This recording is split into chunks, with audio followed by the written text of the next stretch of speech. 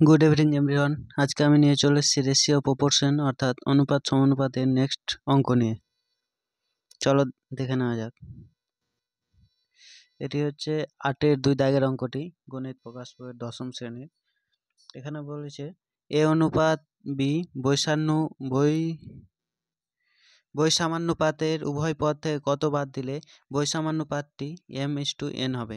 তো প্রথমে আমি বলে রাখি, বৈসামান্যপাত হচ্ছে যখন এ ও বি এর মান সমান হবে না, অর্থাৎ এ অনুপাত বি এর ক্ষেত্রে এ ও বি এর মান সমান হবে না, তখন আমরা অনুপাতটিকে বৈসামান্যপাত বলবো।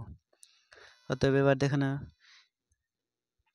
ধরি এ অনুপাত বি বৈসামান্যপাতের উভয় পদ থেকে এক্স বিয়োগ করলে অনুপাতটি m/n হবে। অতএব শর্তানুসারে আমরা জানি a মাইনাস এক্স অনুপাত b মাইনাস এক্স সমান m/n।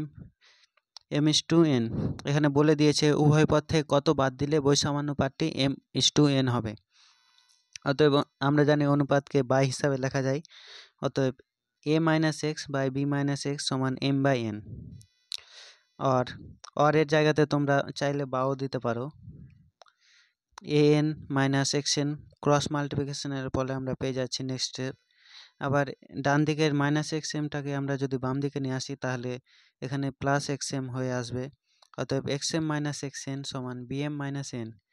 এবার বাম দিক থেকে যদি আমরা x কমন নিই তাহলে m মাইনাস n সমান হবে bm মাইনাস n। আর m মাইনাস nটাকে আমরা যদি নিচে নিয়ে আসি তাহলে আমরা x এর ভ্যালু পাবো bm minus n by m minus n। অতএব উভয় পদ থেকে আমাদের bm minus n by m minus n বিয়োগ করতে হবে। এই ছিল আজকের ছোট্ট একটা ভিডিওটি ভালো লাগলে লাইক শেয়ার সাবস্ক্রাইব করবেন এবং নেক্সট টপিক কিসের উপরে চান কমেন্ট করবেন। ধন্যবাদ।